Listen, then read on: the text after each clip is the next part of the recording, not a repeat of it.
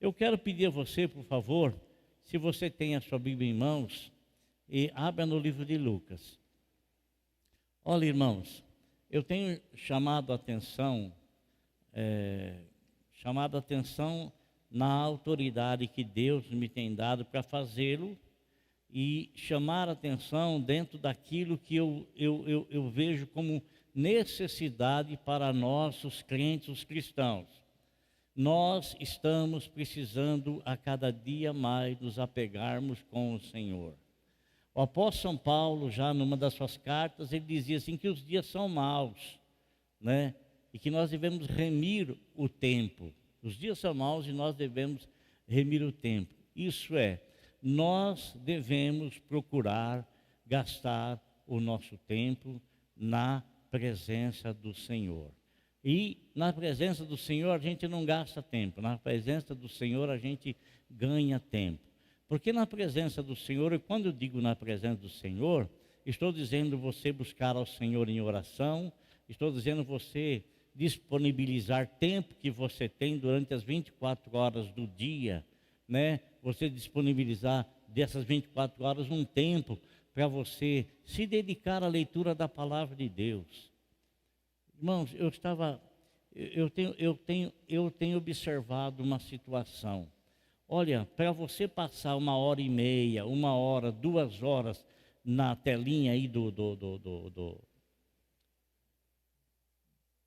celular, ó, é TikTok, é lá e cá.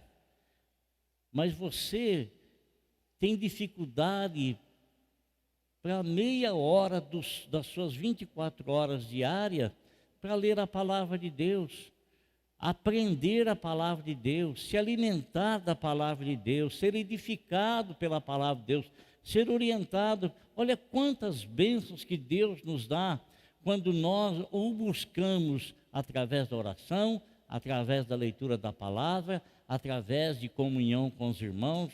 Olha quanta riqueza que o Senhor tem para nos dar, e às vezes a gente fica aí olhando, gastando um tempo numa coisa que não traz proveito nenhum.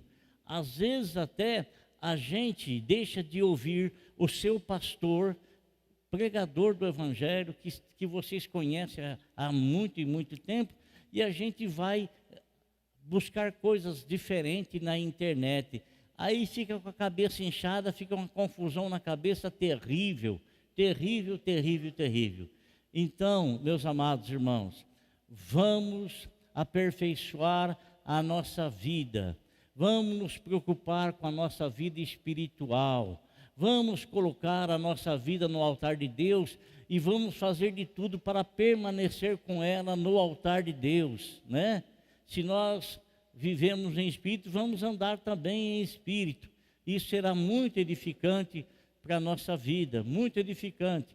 E essas recomendações todas que eu estou passando para vocês, são recomendações que estão dentro das Sagradas Escrituras. Eu estou repetindo para vocês aquilo que está escrito, que foi inspirado pelo Espírito Santo. E se houve uma inspiração do Espírito Santo para deixar isso escrito, é porque nós temos tal necessidade. Porque os dias hoje são piores do que antigamente, muito piores, porque hoje tem tantas outras coisas para tirar a nossa atenção das coisas do Pai e colocarmos a nossa atenção nas coisas do mundo. Muitas e muitas coisas. Agora, preserve o caminho no qual o Senhor te colocou. Permaneça no caminho no qual o Senhor te chamou. Fica perto do Senhor. Não se afaste do Senhor. Não se afaste do Senhor. Meus amados irmãos, olha, cuide da salvação que o Senhor Deus te deu. Cuide dela. Cuide. Seja uma pessoa temente ao Senhor. Seja uma pessoa que tenha lisura no seu comportamento. Seja uma pessoa que tenha preocupação com a sua vida espiritual. Seja uma pessoa que tenha zelo com a coroa que Deus colocou sobre a tua cabeça, que é a coroa da vida eterna. Tenha zelo com isso, proteja isso. Não permita e não se deixe levar absolutamente por nada e ninguém que queira sutilmente ou sorrateiramente roubar o tempo que você deve ao Senhor. E fazer com que você perca o seu tempo buscando outras coisas, assistindo outra coisa, gastando tempo da tua vida em outras tantas coisas que proveito nenhum traz para a tua vida. E nós somos chamados pelo Senhor aqui nesse mundo, estamos aqui chamados para que a nossa vida seja para a honra e glória do nome dEle, seja para o louvor do nome dEle, seja para o engrandecimento do nome dEle. É por isso que nós estamos no mundo, é por isso que o Senhor nos salvou em Cristo Jesus. Amém? Lucas capítulo 3, versículo de número 22.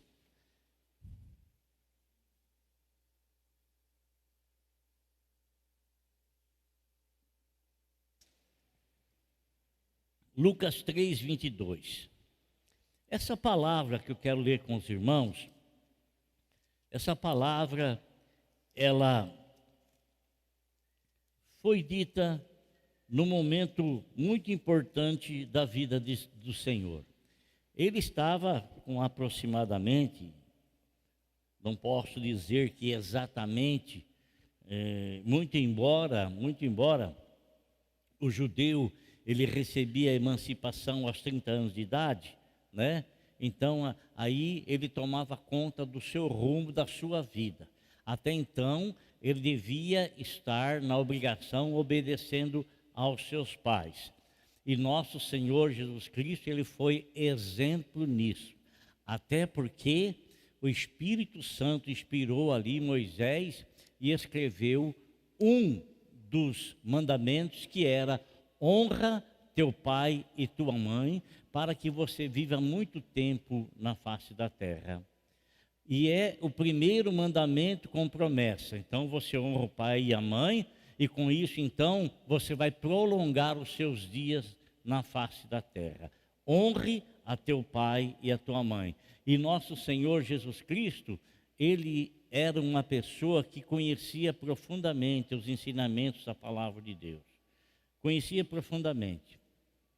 Nós sabemos que ele, quando chegou aos 30 anos de idade, ele então entrou em uma fila. Uma fila para quê? Uma fila para batismo. Porque na frente dele veio alguém que veio preparando o caminho para ele assumir. E esse alguém era João Batista. E João Batista, então, era aquele que Deus enviou à frente do Senhor para preparar o caminho. E João Batista, ele era aquele que batizava. E, num dado momento, João Batista viu Jesus na fila. Ele não entrou lá na frente da fila, e ele também não ficou atrás da fila. Ele ocupou o lugar exatamente na hora que ele chegou, ele ocupou o lugar dele. E ele entrou ali na fila, mas João Batista, ao vê-lo na fila, João Batista não se achou digno de batizar o Senhor. Não sou digno de batizar. E João Batista disse essas palavras, porque ele sabia quem nosso Senhor Jesus Cristo era.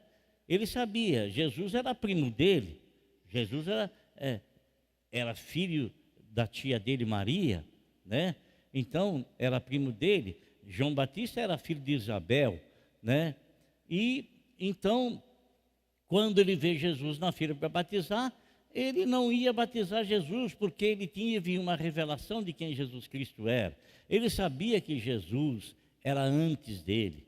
Assim como Jesus era antes de Abraão, como Jesus citou para um grupo que estava desafiando-o, ele disse: antes que Abraão existisse, eu sou. Antes que Abraão. Então, nosso Senhor Jesus Cristo, ele chega ali na fila.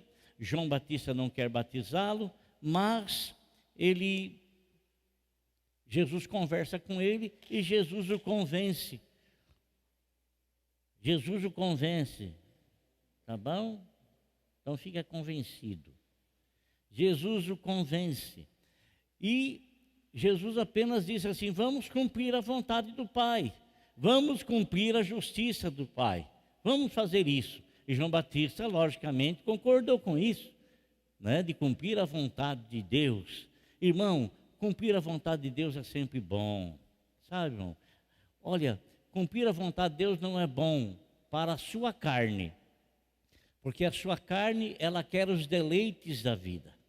A sua carne, ela deseja, a nossa carne, ela deseja as coisas que lhe dão prazer, e as coisas que dão prazer para a carne, elas estão fora do alvo espiritual e fora da pessoa que é a estatura de homem perfeito, nosso Senhor Jesus Cristo. Então, quando eu estou satisfazendo a vontade da minha carne, eu estou indo contra a vontade do Espírito.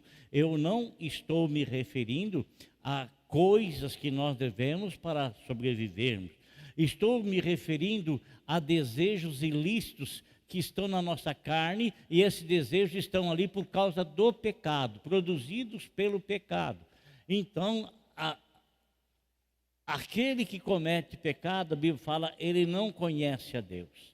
Não conhece a Deus. Quem comete pecado não é um erro, não é uma falha que você teve, não é um deslize que você teve, não é um pecado que você cometeu, mas um pecado permanente na vida da pessoa. Isso quer dizer que ele nunca foi lavado pelo sangue de Jesus, isso quer dizer que ele nunca foi purificado pelo sangue de Jesus, isso quer dizer que ele nunca foi santificado pelo sangue de Jesus. E que o pecado que não foi purificado ainda está nele e ainda o domina, ainda o controla. Então, nosso Senhor Jesus Cristo, ele aparece ali aos 30 anos de idade. Sabe, irmãos, você sabe que nosso Senhor, ele foi levado no templo aos 8 dias de vida para ser circuncidado. Depois, aos 40 dias, retornou ao templo para ser apresentado, mas daí a gente não vê mais nada a falar a respeito de Jesus, da infância de Jesus. Não vemos nada, não tem absolutamente nada. Pode fazer muitas conjecturas, pode idealizar isso, pensar isso, contextualizar uma coisa ou outra, mas não existe prova alguma na Bíblia Sagrada de que Jesus, quando menino, fez o milagre disso, fez o milagre daquilo, nada, não existe nada. A única referência que fala de Jesus depois dos 40 dias é que ele crescia, mas não fala absolutamente nada. Ele crescia na graça, crescia na sabedoria, não fala. Outra referência que fala a respeito dele é os 12 anos de idade, pré-adolescente ou adolescente, Você sabe que mudou-se aí o comportamento. A Organização Mundial da Saúde, ela fez uma declaração que o idoso agora não é a partir dos 60 anos. O idoso agora é a partir dos 80 anos. A partir dos 80 anos. Você sabe, irmãos, você sabe que, talvez você não tenha esse conhecimento, essa nova geração aqui talvez não tenha conhecimento, mas antigamente, as pessoas que são mais idosas vão se lembrar disso. Antigamente no Brasil, irmão, a faixa etária da pessoa partir e ir embora era 50 anos de idade. Existem muitos países, que tem uma tremenda dificuldade de alimentação, de remédio, de muitas coisas, que aí a pessoa parte com 40, 45 anos, já é considerado idoso e já vai embora, Já vai embora. Então, irmãos, estou falando isso para a gente contextualizar o que quero dizer. Então, o Senhor Jesus Cristo, ele vai junto com os pais dele para uma festa que era obrigado pelo menos uma vez no ano as pessoas irem participar da festa em Jerusalém, E naquela época, irmão, naquele tempo, as famílias elas viviam todos pertinho um do outro.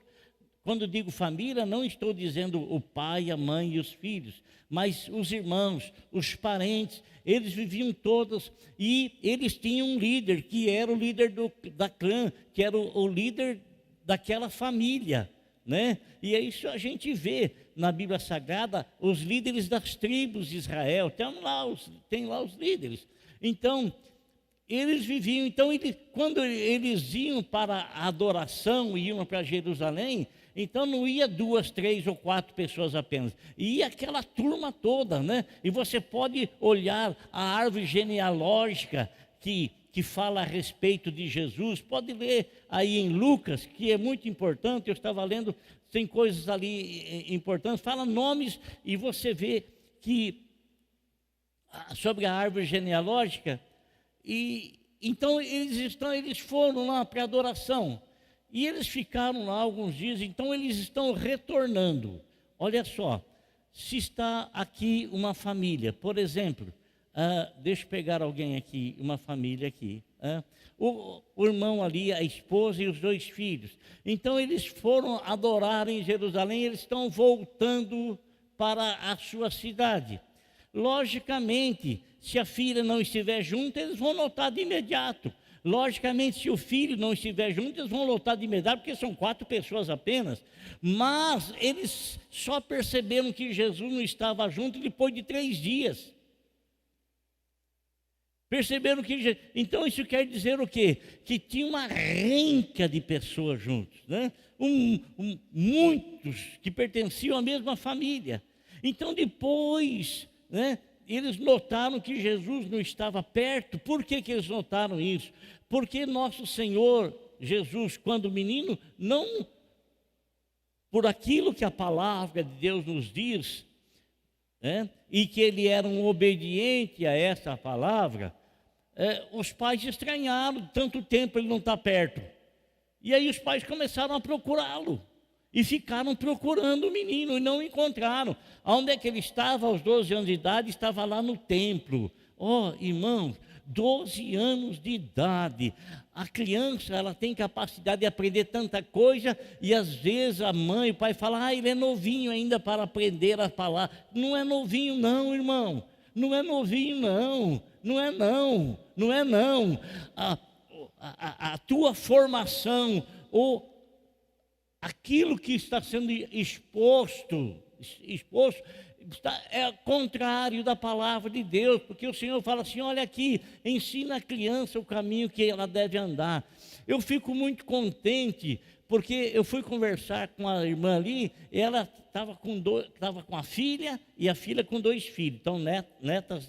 As 2 meninas perguntaram para mim, quem é que vai dar aula, quem vai estar na escolinha hoje, de desejo que elas tinham de ir participar da escolinha, aprendendo a palavra de Deus, logicamente na linguagem delas, logicamente de uma maneira, de um modo que elas possam entender, possam compreender, mas isso, irmão, é importantíssimo. Você fala assim, meu filho não tem capacidade para aprender, ele fica olhando o dia inteiro o celular, aprende tanta coisa no celular, ele aprende a mexer no celular. Eu até hoje não sei mexer nesse trem aí, fala a verdade para os irmãos, eu só sei fazer o necessário, sabe?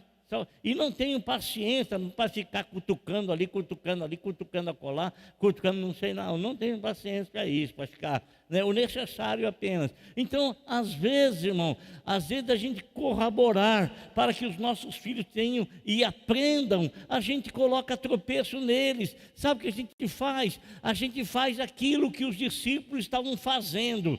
Quando o Senhor Jesus Cristo estava ensinando, as crianças se aproximaram dele, os discípulos falaram assim, não deixa as crianças se aproximar, deixa as crianças aprenderem sim do Senhor. Aí Jesus disse para eles assim, escuta aqui uma coisa, deixa elas vir a mim, e não as impeçais. Não as impeçais. Às vezes o TikTok impede teu filho, às vezes as coisas do Facebook impede teu filho, tanta coisa. O menino chega aqui na igreja, não tem vontade de ir na escolinha, sabe por quê? Porque ele quer ficar no celular, e às vezes a mãe e o pai, deixa ele para ele ficar quietinho. Irmão, teu filho está te dominando e você não está percebendo, está te controlando e você não está percebendo, Então, meus irmãos, nosso Senhor aos 12 anos de idade, ele estava no templo, e ele estava rodeado por doutores da lei, pessoas que conheciam as Escrituras, né? Conheciam. E veja bem, estes homens questionavam Jesus a respeito de muitas coisas. E a Bíblia nos fala que Jesus lhes respondia com maestria, sabia o que estava falando. Mas quando Jesus os questionava, eles ficavam em apuro, porque não conseguiam responder ao Senhor. Isso tudo nos mostra que Jesus, ele era uma pessoa, um menino dedicado. E sabe uma coisa, irmão? Sabe uma coisa? Eu não tenho condições de lembrar do irmão se eu nunca ouvi. A Bíblia fala que o Espírito Santo nos fará lembrar. Então, para você lembrar de alguém, você tem que ter visto. Para você lembrar do que a palavra de Deus fala, você tem que ter lido aquela parte. Aí o Espírito Santo vai fazer você lembrar. Então, nosso Senhor Jesus Cristo, Ele sabia o que Ele falava, porque Ele era um canal aberto. Amado, a palavra não vinha para Ele assim, e Ele falava. Ele tinha conhecimento, e o conhecimento veio na vida dele através dessa bendita palavra. Então, quando nosso Senhor Jesus Cristo, ele foi batizado, ao sair-se das águas, né? A Bíblia fala assim, capítulo 3, versículo 22, fala assim, quando todo o povo estava sendo batizado, também Jesus o foi. Olha o que eu vou lhe dizer. A palavra de Deus, ela é apta. É o que está escrito.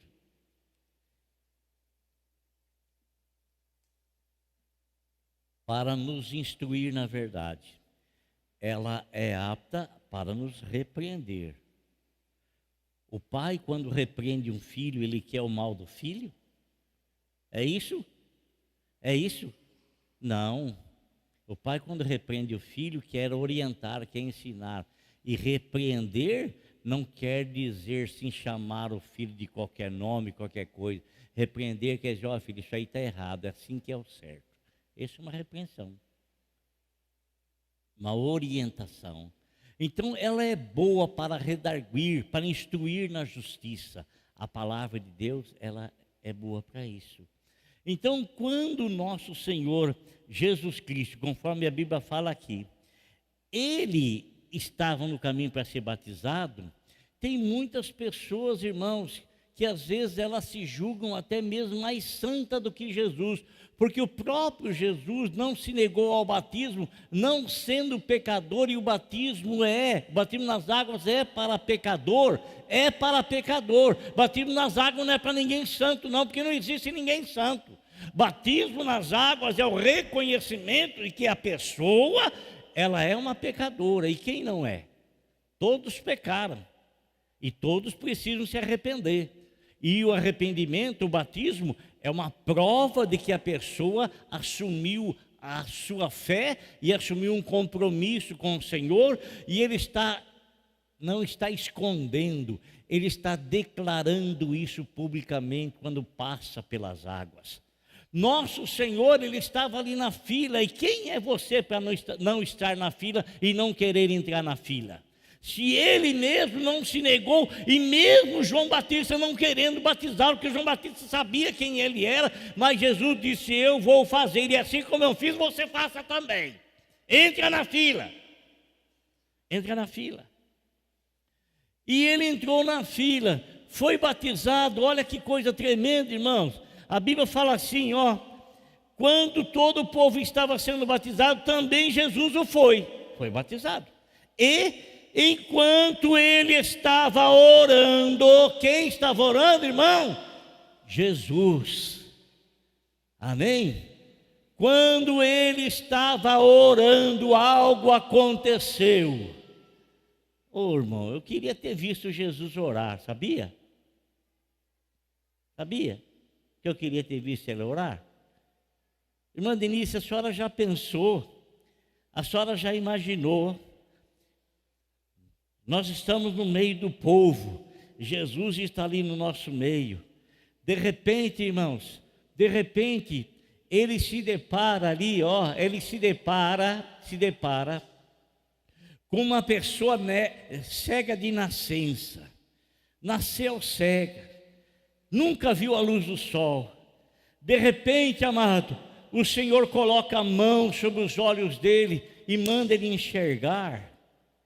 Você pensou que coisa maravilhosa? Eu ia ficar assim, na expectativa. Você já imaginou se você estivéssemos naquele pessoal, junto com aquele pessoal que estava chorando a morte de Lázaro? O cara já estava cheirando mal 4 dias. E você está ali, Jesus aparece ali e fala: tira essa pedra da frente.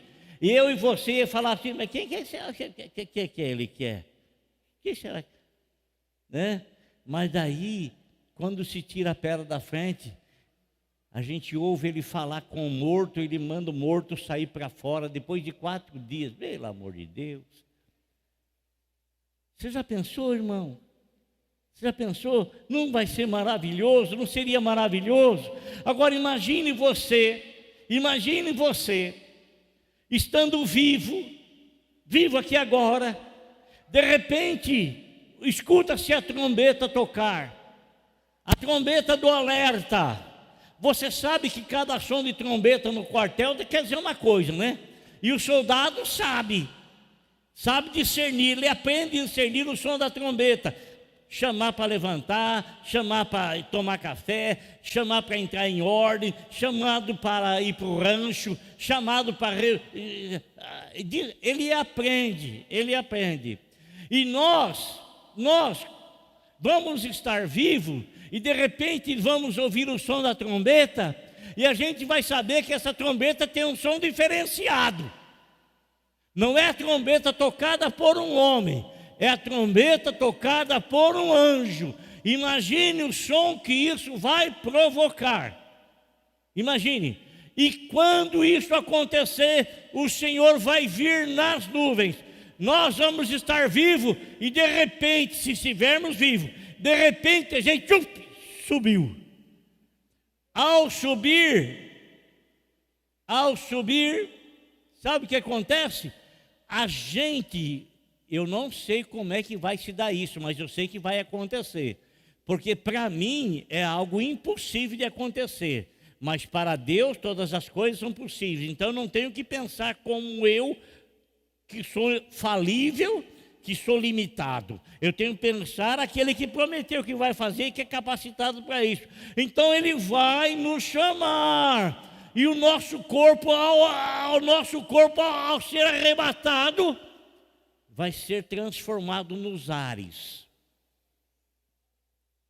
Agora imagine se você estiver morto, se nós estivermos mortos.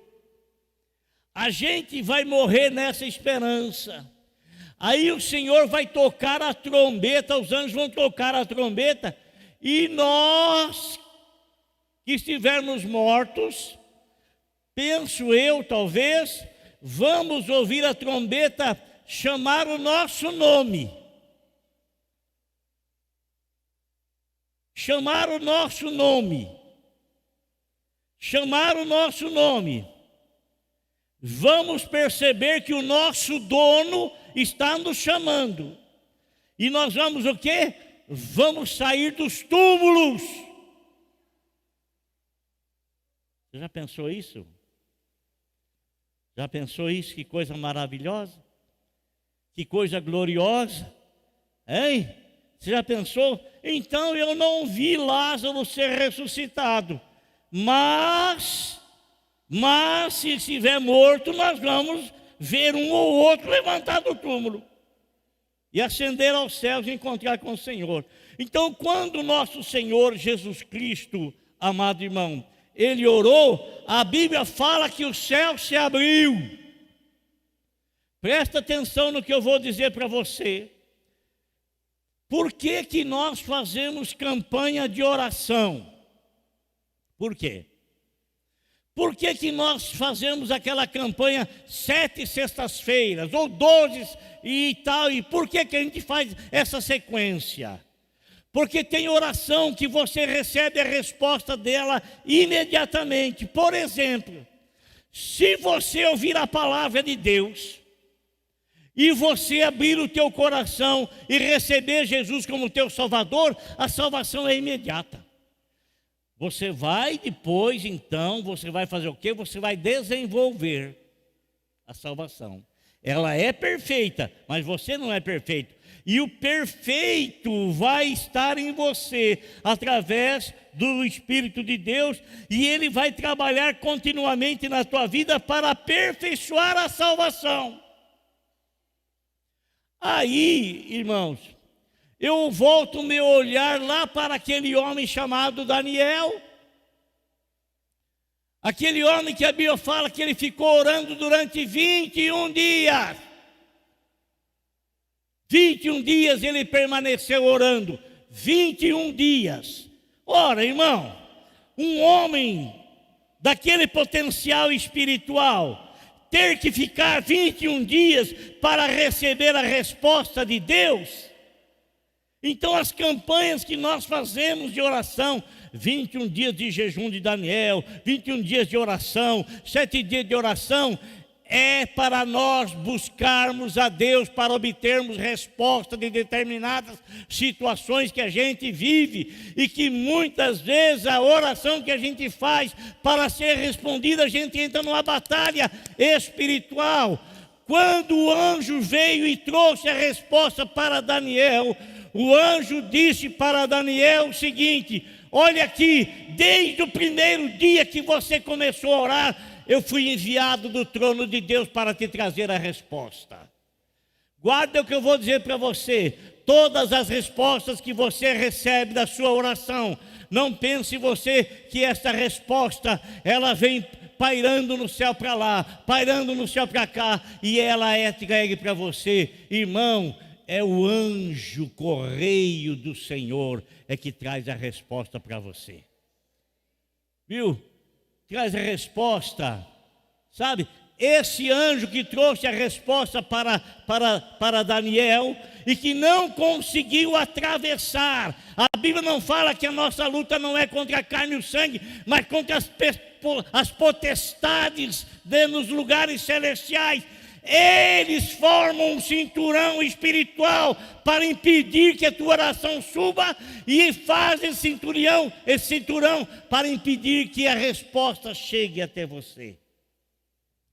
Por isso que é luta. Por isso que Jesus fala: aquele que pede recebe, aquele que bate a porta se abre, né? Pedi, pedi, dar-se-vos-á. Busque e você vai encontrar. Bate que a porta. Então é uma sequência, é uma insistência.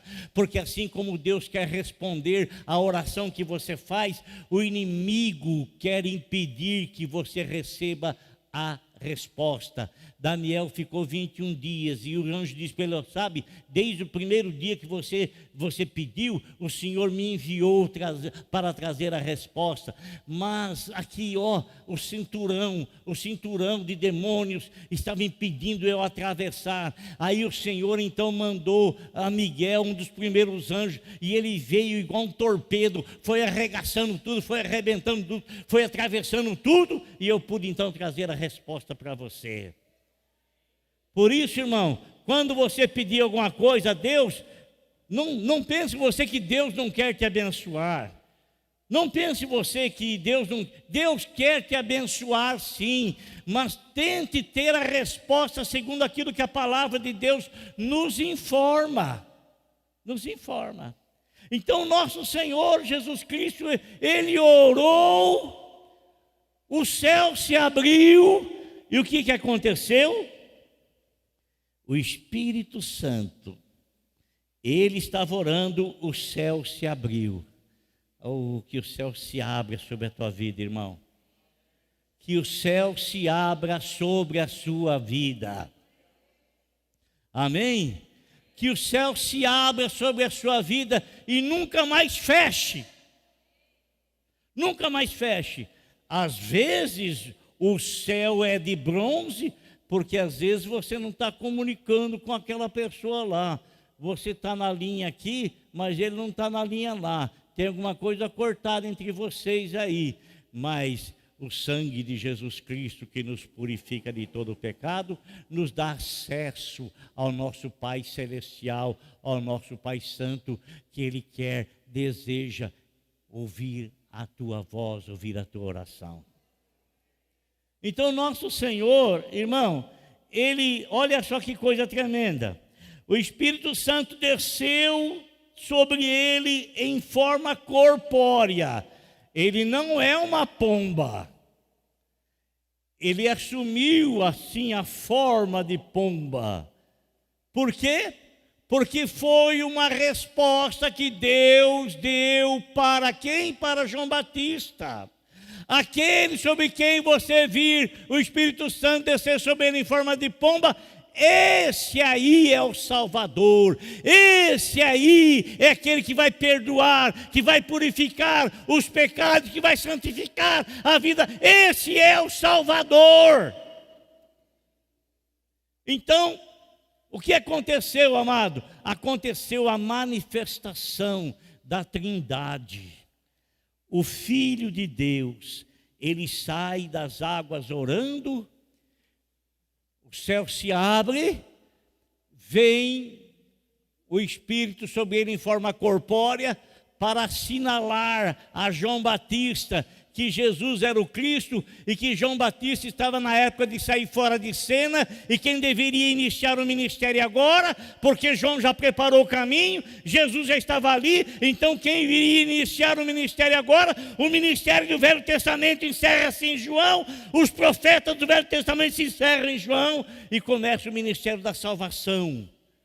A porta da salvação está aberta, por isso que você foi salvo, porque Ele, Jesus Cristo, trouxe e abriu essa porta. Então nosso Senhor, irmão, nosso Senhor então, Ele orou, veio, e a Bíblia nos fala assim, que ouviu-se uma voz do céu, e olha que a Bíblia fala aqui, então veio do céu uma voz, aleluia.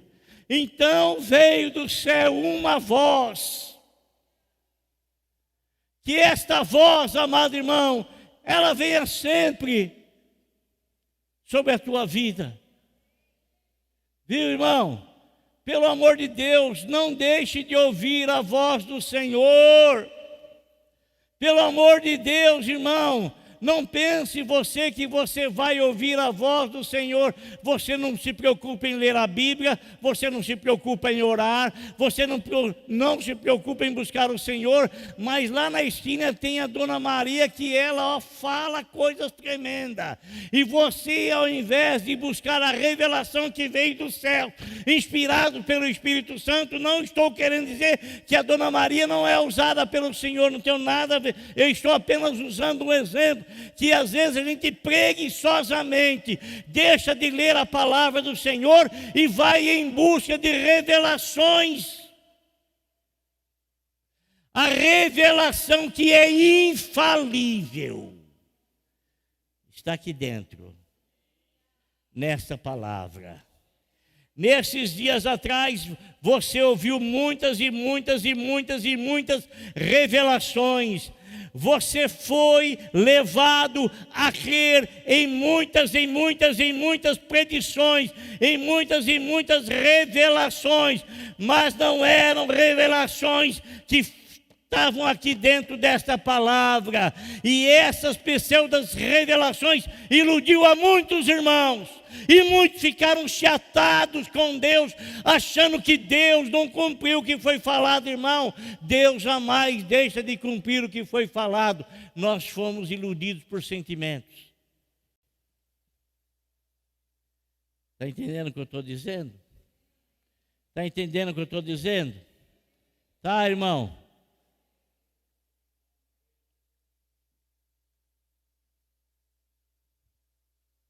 Essa não falha. Essa é infalível. Amém? Esta não falha. Esta é infalível. Infalível. Então, amado, Nosso Senhor orou, aleluia, aí abriu-se os céus, o Espírito Santo em forma corpórea de uma pomba, porque Ele é Deus.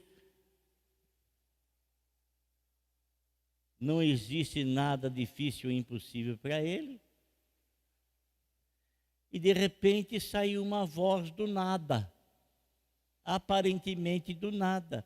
Ouviu-se a voz, a mesma voz, ou semelhante voz, que o apóstolo São Paulo ouviu quando estava indo perseguir a igreja lá em Damasco, e de repente aquele clarão, e saiu uma voz daquele clarão. Jesus havia ascendido aos céus, e Jesus estava intercedendo pela igreja, e Paulo estava furioso, queria prender a igreja, e a Senhor dá uma rasteira nele, e ele se converte. Foi a melhor coisa que aconteceu na vida daquele homem, foi a conversão dele, tanto para ele quanto para muitos outros. E aí, irmão, sai uma voz. E esta voz é uma voz interessante, porque essa voz, ela não veio para João Batista, não veio para as outras pessoas, era uma voz declarativa, era uma voz afirmativa e declarativa. Diz assim, aquela voz sai dizendo para Jesus assim, ó, tu és, aleluia. Tu és o meu filho amado. Tu és quem? O meu filho amado. Essa voz não disse, Cezinha, tu és um dos meus filhos amados, como a Bíblia do Testemunho de Jeová que está, sabe? Lá fala que Jesus era um dos filhos. Uma Bíblia que foi mudada para afirmar a doutrina deles, o ensinamento deles. Então, está escrito aqui, tu és o, é um artigo definido masculino, definido, tu és o meu filho amado. Amém? Amado, presta atenção no que eu vou dizer para você agora. Nosso Senhor ouviu uma afirmação do próprio Deus, tu és o meu filho amado.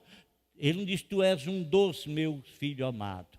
Nosso Senhor disse certa ocasião, que ninguém viu o Pai. Mas o Filho unigênito estava no seio do Pai, esse veio revelar. Nosso Senhor Jesus Cristo disse o seguinte, que Deus amou o mundo de tal maneira que deu seu Filho unigênito, Filho único. Não tinha outro. Anjos são filhos de Deus, não que nasceram de Deus, porque foram criados por Deus. Mas nosso Senhor Jesus Cristo, Ele nasceu do próprio Deus. Ele não foi criado, não foi formado, ele foi gerado. Filho de Deus. Filho de Deus. Não um dos, mas único. Filho único, filho unigênito, filho único. Agora presta atenção no que eu quero mostrar para você. Oh. Louvamos-te, ó Deus, pelo dom de Jesus, que foi morto, mas vive, Supremo Senhor. Aleluia, toda a glória te rendemos sem fim. Aleluia, tua glória, imploramos. Acho mais ou menos assim. É muito antiga esse hino, mais antiga do que o Zé Lazão. Irmão, vem aqui um pouquinho. Vem aqui um pouquinho. Por favor. Ninguém jamais viu a Deus. O Filho unigênito que está no seio do Pai, Ele veio revelar. O Filho unigênito, irmão, presta atenção. Apenas uma ilustração aqui, uma analogia. O irmão aqui é Jesus, certo? Deus o enviou. Ele conhece a Deus. Ele viu Deus. Ele viveu com Deus. Ele vive com Deus. Todo o resto da humanidade eram os filhos de Deus, porque Deus lhes deu a vida. Mas não eram nascidos de Deus. Não eram nascidos de Deus. Jesus Cristo veio aqui como Filho único, mas Deus queria ter outros filhos, porque foi com essa finalidade que Ele criou o homem. E o homem se distanciou dele, o homem perdeu essa ligação com ele. Então nosso Senhor veio reatar essa ligação, porque Deus queria chamar os homens de filho deles também. Filho dele também. Mas o Filho único era Ele. Então quando eu e você o recebemos como Filho de Deus, a gente não consegue chegar até Ele sem Jesus. Não consegue, ninguém vem ao Pai, senão por mim, disse o Senhor Jesus. Então, para mim chegar ao Pai, eu sou o caminho, a verdade e a vida. Não disse Jesus? Então, esse é o caminho que Deus mostrou. Não adianta você querer arrumar outro caminho. Não adianta você querer ir ao Deus por Pedro, por Tiago, por João, por Maria, por José, por Abraão, porque não adianta. O caminho é ele dado por Deus, e Deus ele não vai desrespeitar a palavra dele. Não vai. Então o caminho é ele. Então quando eu me ato ao Senhor Jesus, recebendo como meu Salvador, como meu Senhor, sabe? Então acontece o que está escrito em João capítulo 1, versículo 12. Jesus veio para os seus, mas os seus não receberam. Mas todo aquele que recebeu, a esse Deus deu o direito de ser feito filho de Deus. Então quando eu me apego a Jesus, recebendo como meu Salvador, o próprio Pai me dá o direito, por intermédio de Jesus, me tornar um filho de Deus também. Por isso que hoje Jesus Cristo não é mais filho unigênito. Ele é filho primogênito, é o primeiro entre muitos irmãos. Está me entendendo? Está me entendendo? Então nosso Senhor, Ele foi dado como filho unigênito. Agora cada um de nós recebendo como nosso Salvador, Ele passa a ser o filho primogênito, o primeiro em meio a muitos outros. Hoje nós somos filhos de Deus, porque Deus nos concedeu essa autoridade. Mas todo aquele que o recebe, a esse Deus lhe dá o direito de ser chamado filho de Deus. Porque ele nasceu da água e do Espírito. Você é nascido da água e do Espírito. Nascer da água, nascer da palavra. Nascer do Espírito quer dizer que você está sendo gerado. Aquele que está em Cristo é uma nova. Amém? Então nós em Cristo Jesus, nós somos uma nova criatura.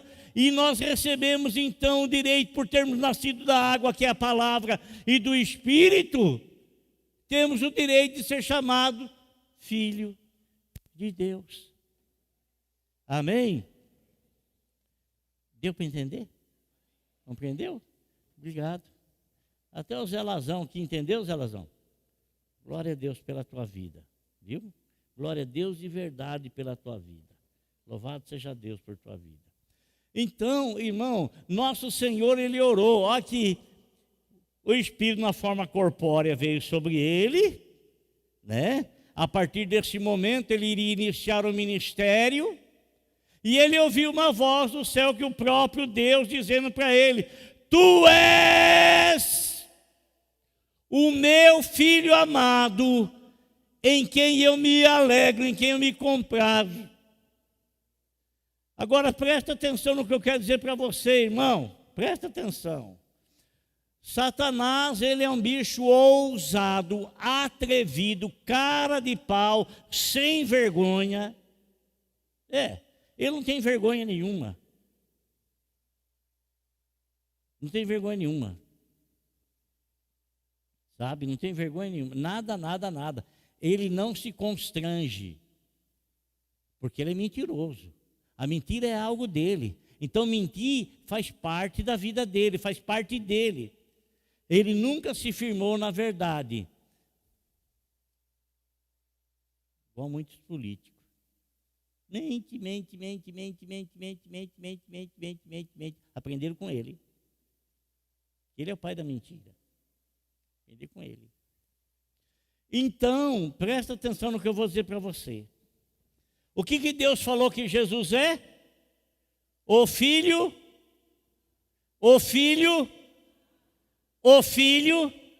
foi uma declaração do próprio Deus ao seu Filho. Por quê, irmão? Porque Jesus, ele iria enfrentar determinadas situações que o diabo teria o atrevimento de tentar colocar dúvida na filiação de Jesus. Jesus estava no deserto. O que o diabo chegou para ele? Se tu és filho de Deus.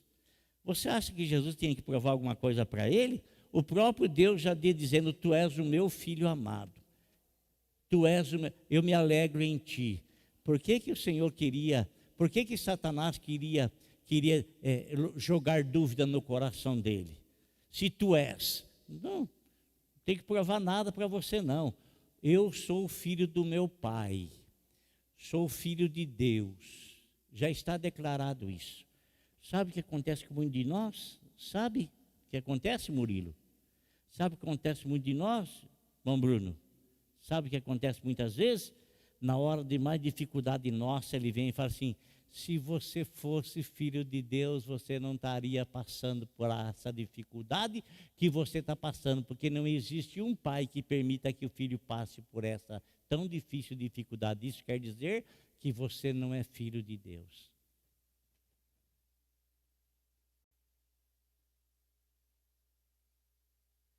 É assim ou não é? É assim ou não é? Ele tenta convencer você de que você não é filho de Deus. Mas você, na verdade, é filho de Deus, porque a verdade da palavra declara isso: que você nasceu de Deus, nasceu da água e do Espírito. E que quando você entrega a vida para Jesus, o Senhor te dá esta autoridade de ser filho de Deus. Mas Ele tenta convencer você de que isso não é verdade, por aquilo que você passa, pelas dificuldades que você tem, pelo sofrimento que você tem. Porventura, o sofrimento de Jesus anulou a filiação dele? Porventura, as dificuldades de Jesus anulou a filiação dele? Porventura, as dificuldades que você enfrenta anula a filiação que te é declarada na palavra de Deus? Anula? Não anula. Nós somos filhos de Deus. E se tal não fosse verdade, Ele não tentaria nos convencer do contrário. Vê se Ele vai lá no mundo lá fora convencer as pessoas de que elas não são filhas de Deus. Porque na verdade elas não são. Então Ele não vai tentar convencê-las.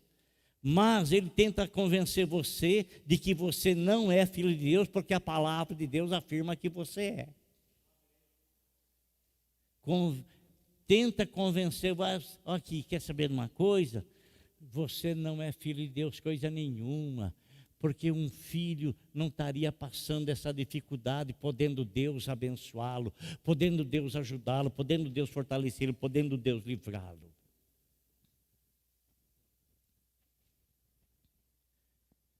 Está me entendendo? Está me compreendendo?